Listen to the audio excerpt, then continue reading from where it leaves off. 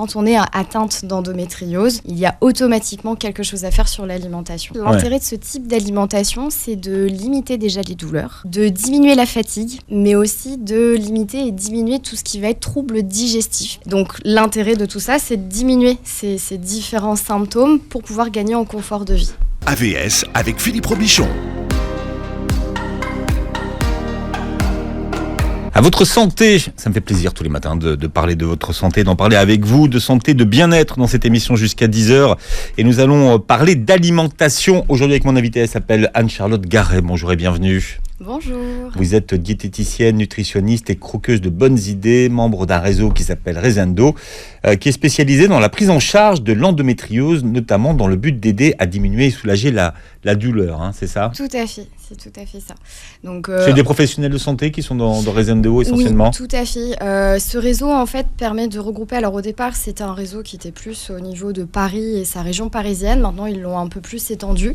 Et donc, on peut retrouver un annuaire avec tous les professionnels de santé.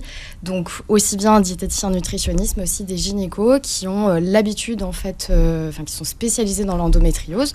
On va retrouver des kinés, des sophrologues, des sages-femmes. Voilà, c'est assez large, et aussi des sexologues, par exemple. Mmh.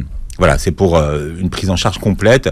On l'a vu, on a fait plusieurs émissions sur l'endométriose, mais il y a une médecine complémentaire qui fonctionne, hein, en tout cas pour soulager la douleur.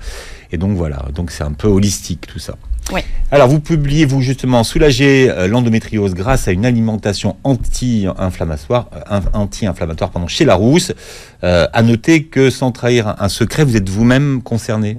Tout à fait. Je suis également atteinte d'endométriose. Donc, comme pour beaucoup, j'ai été diagnostiquée très tard, à l'âge de 29 ans. Ça a pris combien de temps ?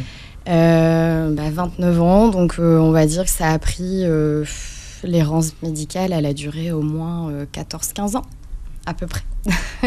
Ah ouais. Ouais, en ayant vu à peu près 5 ou 6 gynécos. Ouais. D'accord. Donc là, vous avez compris qu'il y a quelque chose d'anormal qui se passait dans votre corps. Ouais. Vous avez essayé beaucoup de choses avant de vous intéresser à l'alimentation. Alors, déjà, de par mon métier, j'avais déjà des intolérances alimentaires et je me dis, c'est bizarre, il y a des choses qui sont pas normales quand je consomme aussi un aliment. Et puis, c'est une amie qui m'a dit, écoute, je pense que tu dois avoir la même chose que moi. Et c'est elle qui m'a orientée justement vers sa gynéco et c'est elle qui m'a fait le diagnostic. D'accord. À l'époque, on parlait déjà d'endométriose ou pas encore ? Je ne connaissais pas du tout ce que c'était. Ouais, d'accord. Ouais.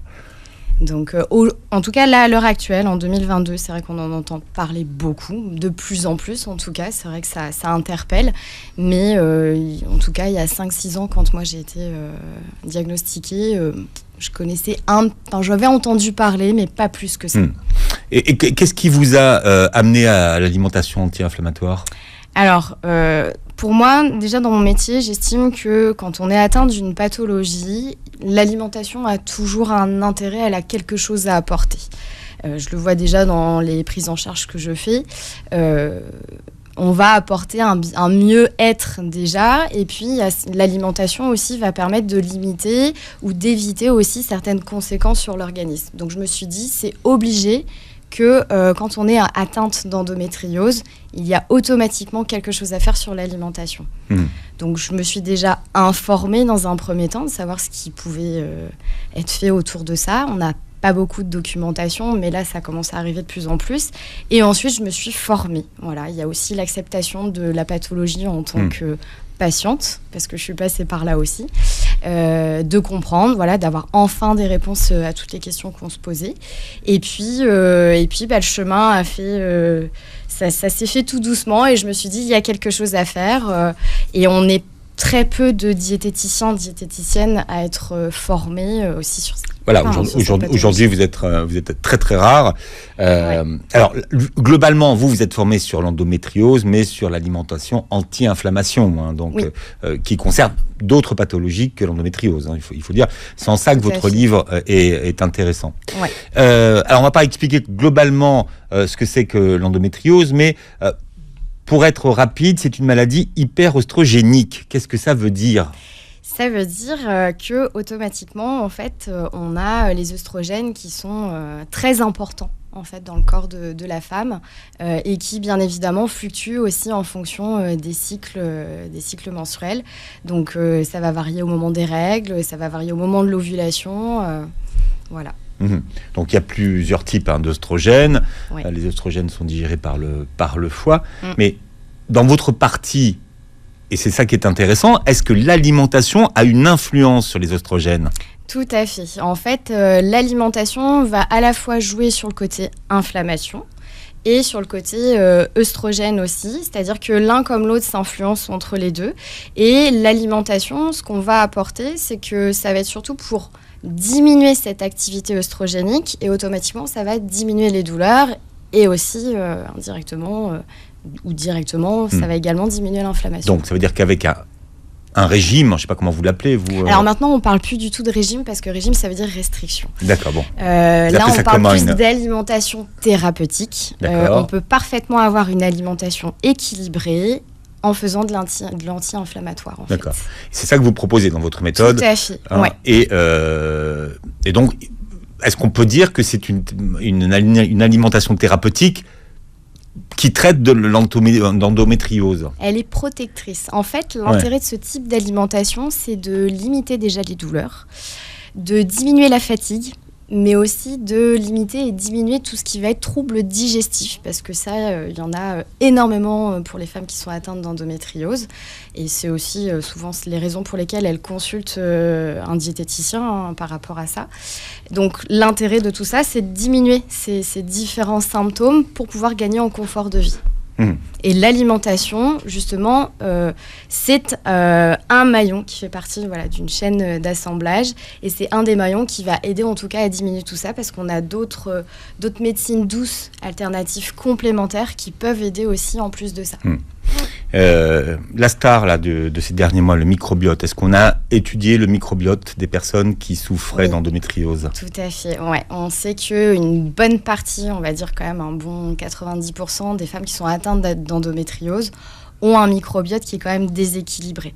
C'est-à-dire que la consommation de certains aliments vont faire qu'on va avoir des intolérances. Donc, ça peut provoquer des troubles digestifs, sous quelque forme qu'ils soient, donc des vomissements, des diarrhées, des ballonnements, des choses comme ça.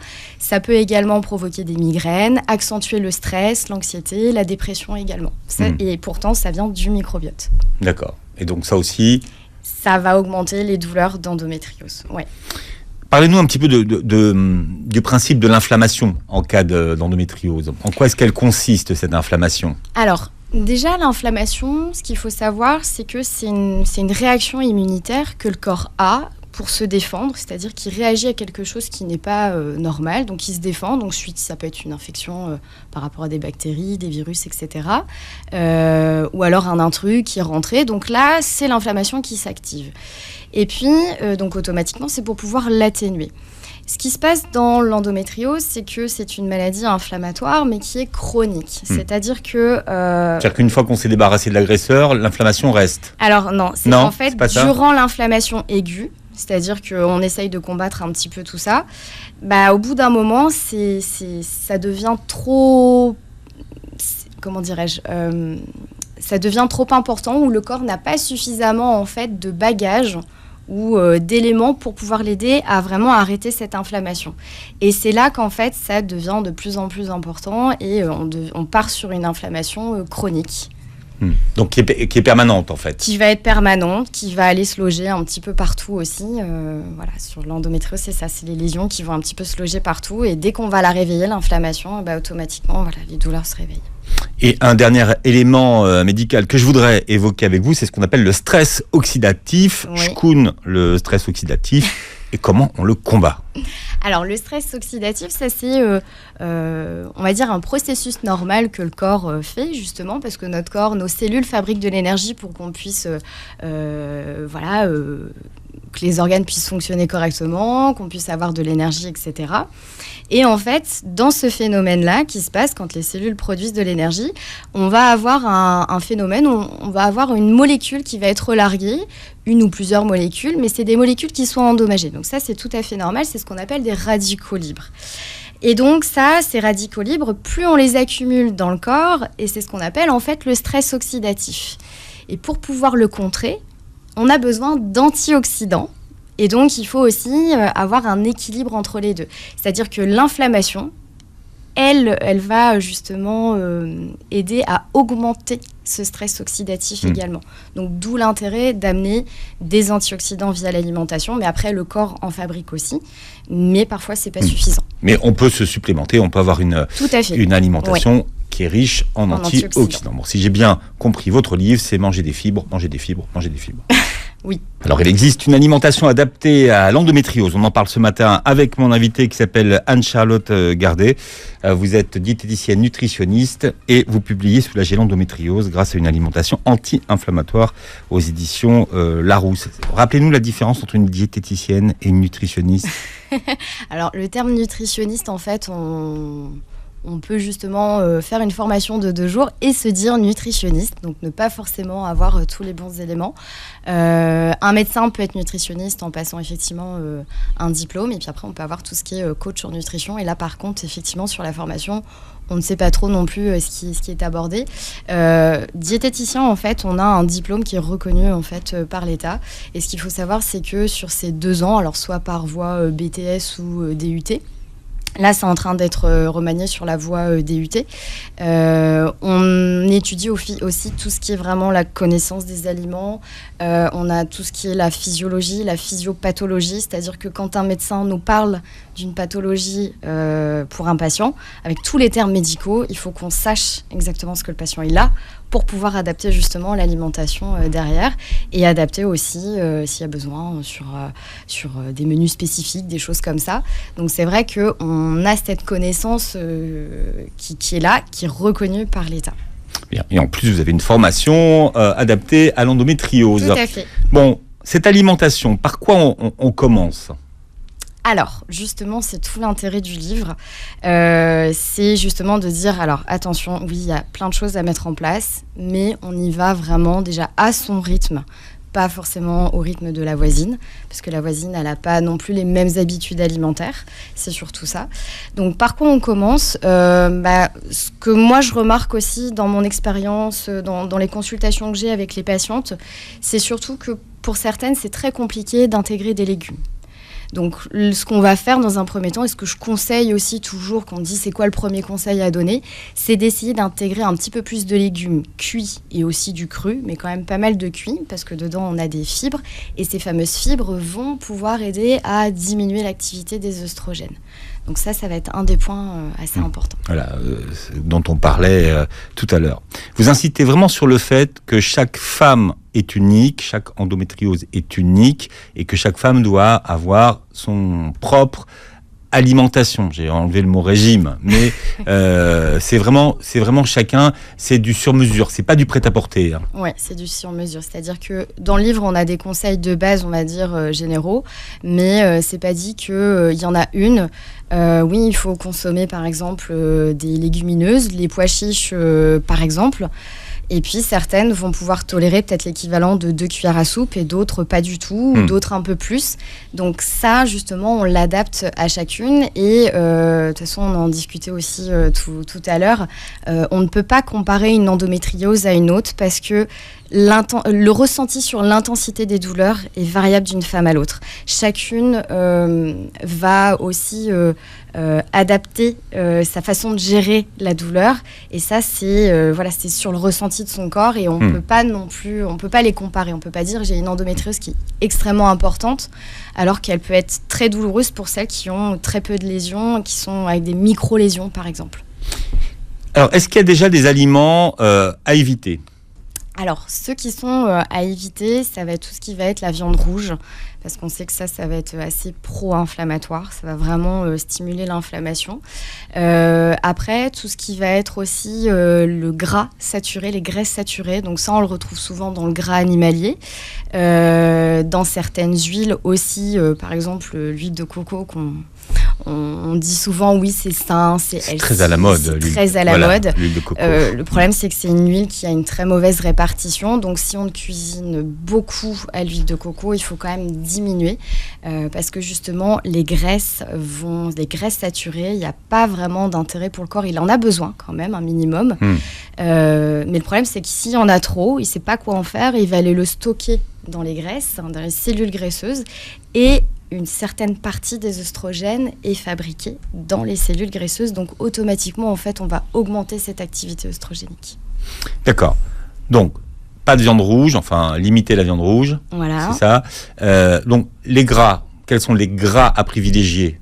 Alors, les gras à privilégier, ça va être tout ce qui va être oméga 3, par exemple, qu'on va retrouver dans les huiles végétales comme l'huile de lin, de colza, caméline, de chanvre aussi. Voilà, il faut varier. Non, voilà. Mais c'est vrai, à chaque fois qu'on parle des oméga 3, on se retrouve avec des huiles improbables. Voilà. Mais après, on en trouve aussi dans tout ce qui va être le poisson gras, par exemple. Donc, le saumon, le hareng, les anchois, le maquereau, les sardines aussi. Ça, c'est bien d'en consommer une fois par semaine. Parce qu'en fait, ils amènent un certain type d'oméga 3 que le corps ne peut pas fabriquer. Et donc, le fait de l'apporter régulièrement, ça va pouvoir, en fait, aider le corps à pouvoir fabriquer ces acides gras qui sont dits essentiels et qui sont anti-inflammatoires. D'accord. Donc là, avec cette alimentation, on continue à combattre l'inflammation. Tout donc, les oméga 3, quelle autre catégorie donc, qu'on supprime ? On a vu la viande rouge, les gras, quoi d'autre ? Alors, on va avoir aussi le côté sucré. Alors, c'est pas forcément... il faut faire attention sur la qualité de sucre que l'on consomme, mais aussi la quantité. Par rapport à la qualité de sucre, c'est-à-dire que on peut très bien consommer un jus de fruits ou une pomme. Dedans, en fait, on a la même quantité de sucre. Le souci, c'est qu'il y a une différence sur l'impact de la glycémie, donc le taux de sucre dans le sang. Et automatiquement, en fait, la pomme va mettre plus de temps à être digérée parce qu'elle est en forme solide. Il y a des fibres aussi dedans. Donc, l'impact sur la glycémie va faire aussi que ça ne va pas non plus trop la faire augmenter, comparé au jus de pomme où là, en fait, avec l'extraction du jus, on n'a plus du tout de fibres. C'est du liquide, c'est vite digéré et automatiquement, ça nous fait augmenter le taux de sucre dans le sang, donc la glycémie. Et là, en fait, ce qui va se passer, c'est deux choses. La première, c'est que cette augmentation du taux de sucre dans le sang, notre pancréas, quand il fonctionne bien, il envoie justement de l'insuline. L'insuline, c'est l'hormone qui permet de remettre justement notre glycémie dans un taux normal. Rien que le fait d'envoyer pas mal d'insuline, en fait, l'insuline, elle est pro-inflammatoire. Donc déjà, on agit sur l'inflammation. Et quand on a tendance à manger des choses qui sont beaucoup trop sucrées, le corps, il n'a pas forcément de stock pour ce type de sucre qui est vite digéré, des sucres simples la plupart du temps. Donc, qu'est-ce qu'il fait ? Les seuls endroits où il peut stocker la plupart du temps, c'est dans les cellules graisseuses. Donc, il va les transformer sous forme de graisse et pouf, il va aller stocker ça dans ces cellules graisseuses. Et donc, automatiquement, on augmente aussi l'activité des œstrogènes. Donc ça, c'est pour les sucres. Vous voyez autre chose ? Alors, il y a une question qui revient souvent parce que souvent, quand vous regardez sur Internet, on vous conseille de supprimer les produits laitiers. Tout à fait, oui. Alors, les produits laitiers, ce ne sont pas des choses qu'on va demander de supprimer dans un premier temps, mais d'abord de limiter. Première chose, c'est tout simplement alors c'est pas du tout par rapport au lactose. Le lactose, il n'y a pas d'incidence ou quoi que ce soit sur l'endométriose. Mais par contre, c'est plus une question par rapport aux perturbateurs endocriniens.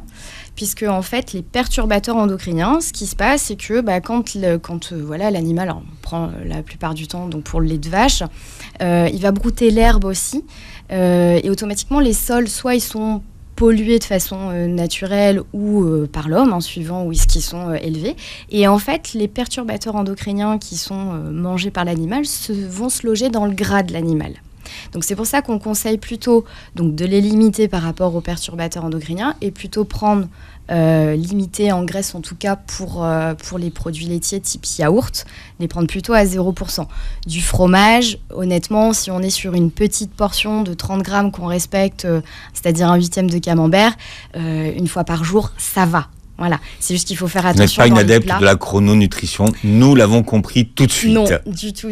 Voilà, si une portion de fromage par jour, oui. Après, on peut reprendre un yaourt éventuellement. Mais si on sent qu'effectivement, en consommant des produits laitiers, ça déclenche des douleurs derrière, à ce moment-là, effectivement, on va plutôt le passer en substitut végétal enrichi en calcium. Pour toujours avoir ce côté calcium qui soit là pour justement entretenir... Quand vous dites substitut végétal, ce sont les fameux yaourts au lait qui n'en sont pas. Alors maintenant, nous, ça a changé. On parle plus de lait de soja, de lait d'amande. C'est passé en jus, voilà, parce que ce sont des jus. Ce sont des jus, mais il faut faire attention à ce qu'il y ait bien justement du calcium, parce que sinon, ça en est complètement dépourvu. Ce sont des crèmes, sinon c'est pas des yaourts. Enfin, même les pas. Préparations à base de soja. Ouais. Et puis le souci, c'est qu'ils rajoutent aussi pas mal d'additifs, et ça, il faut également faire attention, parce qu'il y a des additifs qui peuvent provoquer en plus des troubles digestifs. Alors justement, quand on parle d'œstrogène, qu'est-ce que vous pensez du soja ? Alors, le soja, c'est la fameuse question, voilà, parce que je l'aborde aussi dans le livre. Le soja, justement, il est pas mal conseillé quand on est atteint d'endométriose, parce qu'ils contiennent en fait des phytoœstrogènes de façon assez importante. Phyto, ça veut dire plante.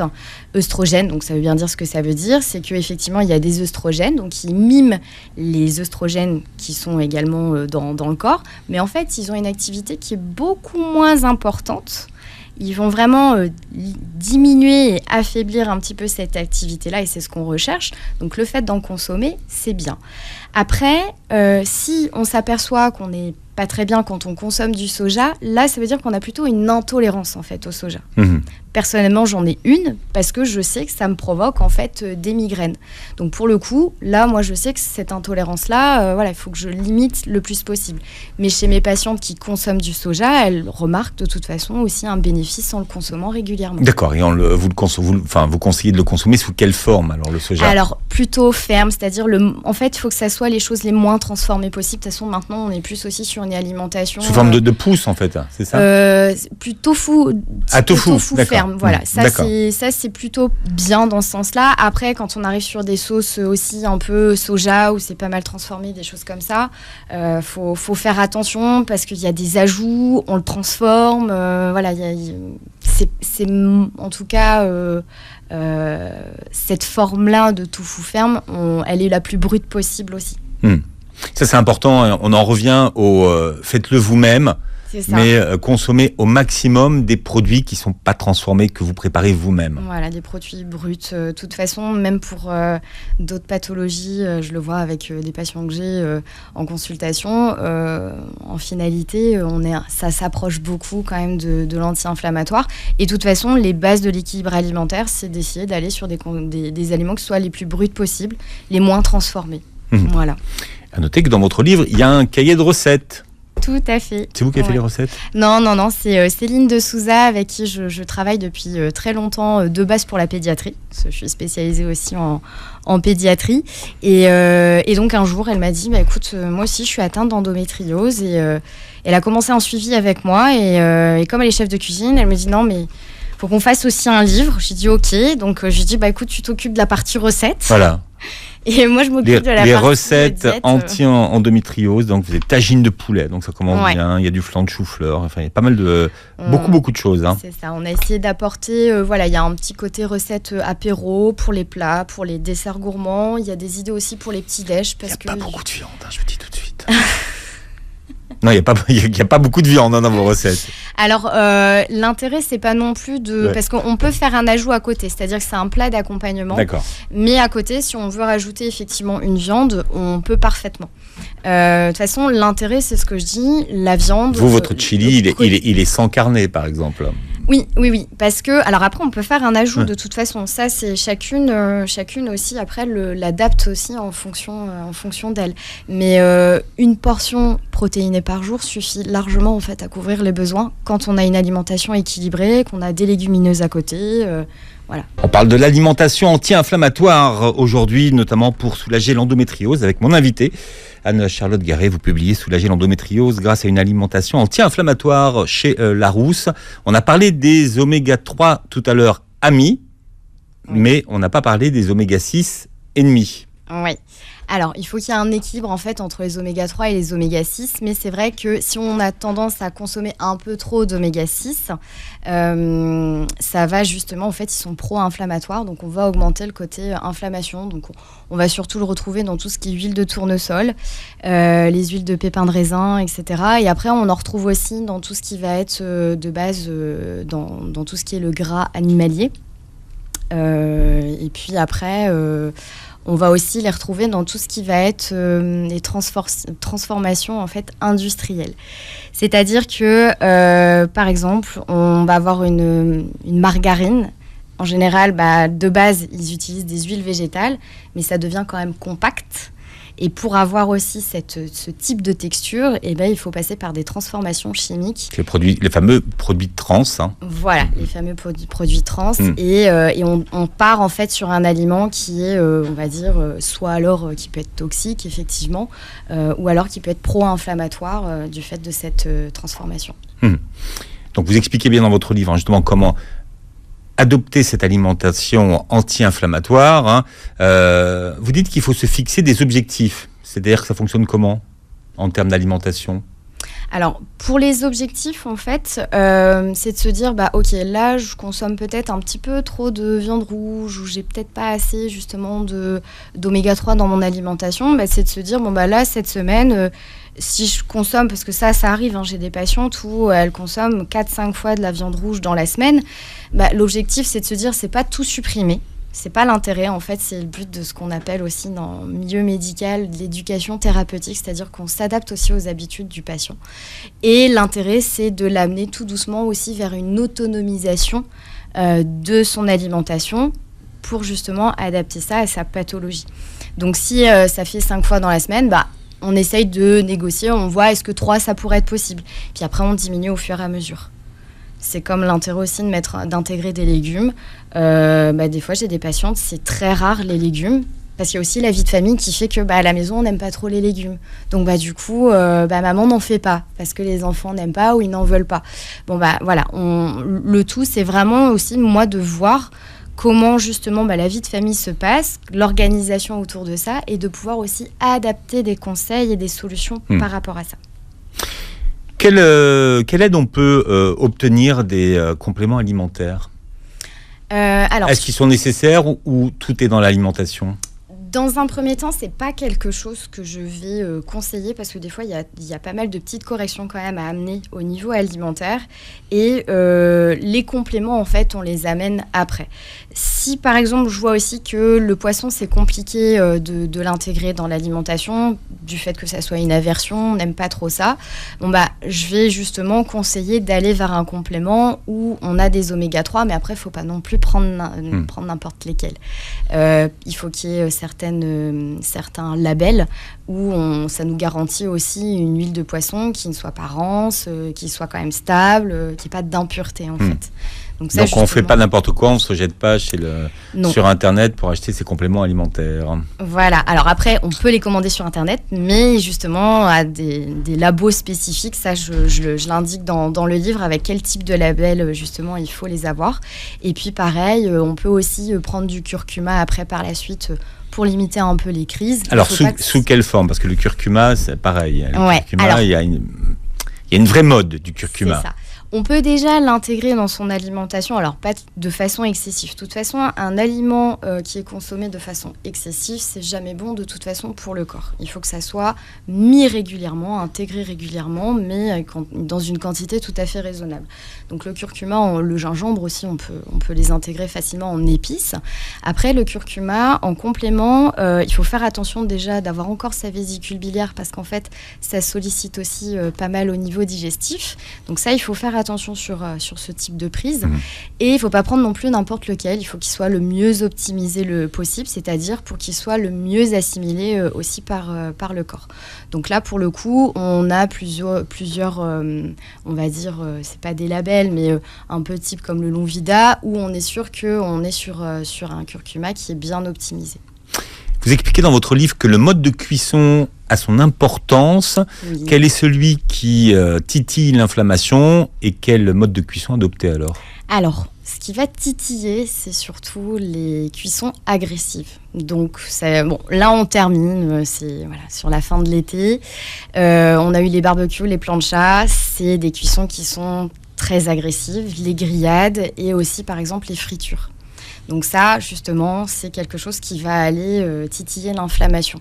Donc l'intérêt, c'est d'essayer de limiter. Après, par exemple, l'été, quand on est sur des barbecues, sur de la plancha, le tout, c'est OK, on sait qu'on a ce type de cuisson qui est là.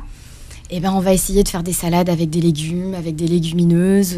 Voilà, on va essayer de varier en tout cas à côté, parce que parfois, tout ne peut pas être parfait. Ça fait partie aussi des choses de la vie. On ne va pas non plus refuser une invitation à un barbecue parce que justement... Subitement, on a adopté une alimentation anti-endométriose. Tout à fait. Et alors, il y a aussi quand même le cas de ceux qui soit mangent en restaurant d'entreprise ou qui mangent tous les jours dehors. Qu'est-ce que vous conseillez pour ces gens-là ? Alors ça, après, on va adapter, c'est-à-dire que restaurant d'entreprise, ça va dépendre aussi de ce qui est proposé. C'est vrai que si, justement, on arrive quand même à avoir des choses qui restent assez équilibrées. Après, si c'est un peu compliqué, on essaye de se rattraper à la fois sur le matin, si on prend un petit déjeuner, et aussi sur le soir. On compense de cette manière-là. Et si après, on prend un déjeuner à l'extérieur, si c'est en restaurant, de toute façon, on peut toujours aussi... J'ai fait beaucoup de routes pendant 7 ans où j'allais à droite à gauche en fait chez des patients et il fallait bien aussi que je puisse me restaurer et c'était toujours en fait... voilà, donc... J'ai toujours réussi à trouver le bon compromis. Après, maintenant, on peut aller aussi en supermarché. Ils proposent aussi des salades où il y a le moins d'additifs possible. On arrive toujours à trouver quelque chose qui soit plutôt pas mal. Et au pire, si on ne peut pas faire autrement, le soir, on essaye d'avoir un repas un peu plus équilibré. Sur l'hydratation, est-ce qu'il y a des eaux à privilégier ? Alors, pas spécialement. Il faut plutôt les varier, je dirais. Après, qu'on aime plutôt le gazeux ou la plate, du moment que ça reste nature, dans l'idéal, c'est bien. Si on a des difficultés pour boire, à ce moment-là, moi, je conseille d'aromatiser avec quelques morceaux de fruits parce que ça reste très naturel, que d'aller sur des eaux qui sont déjà aromatisées où, voilà, on ne sait pas trop sur les arômes ce qu'ils mettent, quoi, en fait. C'est la base, ça. Tout à fait. Une eau aromatisée, est-ce que c'est encore de l'eau ? Ça dépend aussi quel type d'arôme ils mettent aussi dedans. Alors, quand on parle d'inflammation, est-ce que le thé ou le café ont une incidence sur l'inflammation ? Oui, alors on recommande pas mal de consommer du thé vert bien infusé parce que c'est antioxydant. Donc ça c'est une chose. Par contre, il ne faut pas non plus trop consommer de thé, c'est-à-dire parce que aujourd'hui vous voyez que les personnes qui ont du thé, ils ont le thermos et toute la journée. Voilà, donc quand vous dites pas trop consommer, ça fait quelle quantité ? Alors les recommandations de toute façon en général, il faut chez l'adulte, il faut boire à peu près 1 litre d'eau au global sur la journée, 1,5 litre, pardon. Ce 1,5 litre, on compte tout ce qui va être boisson chaude, donc thé, café, l'eau aussi qu'on rajoute dans la soupe. C'est aussi de l'hydratation supplémentaire parce que l'hiver, on a tendance aussi à boire un peu moins sur la journée et du coup, la soupe peut venir compléter. Là où il faut faire attention, c'est sur ces boissons chaudes type café et thé, c'est-à-dire que si je bois 1,5 litre de ça, le problème c'est que déjà c'est diurétique et le souci c'est que ça risque de faire l'effet inverse et justement plutôt de déshydrater qu'hydrater. Donc, il faut qu'on ait maximum la moitié, on va dire 750 ml de boisson chaude, en tout cas là pour le coup pour le thé, et de compléter quand même avec de l'eau de boisson normale à côté. D'accord, mais l'endométriose a besoin d'hydratation ? Oui, tout à fait. Déjà pour qu'on soit, même de façon générale, pour qu'on soit moins fatigué. C'est surtout ça, parce que ça, c'est la fatigue chronique. Ça, c'est le premier symptôme qui arrive de toute façon dans l'endométriose. Et automatiquement aussi pour avoir un meilleur sommeil, pour avoir une meilleure forme, ça va raffermir la peau, etc. Et aussi, ça va permettre aussi d'aider un peu mieux tout ce qui va être les toxines, à ce que les reins puissent bien filtrer comme il faut. Toute la méthode est dans votre livre qui s'appelle « Soulager l'endométriose grâce à une alimentation anti-inflammatoire » aux éditions Larousse. Vous pourrez réécouter cette émission en podcast sur beurrefm.net et voir la captation de cette émission sur notre chaîne YouTube. Merci d'avoir été avec nous. Merci à vous. Et passez une très belle journée santé sur Beurre FM.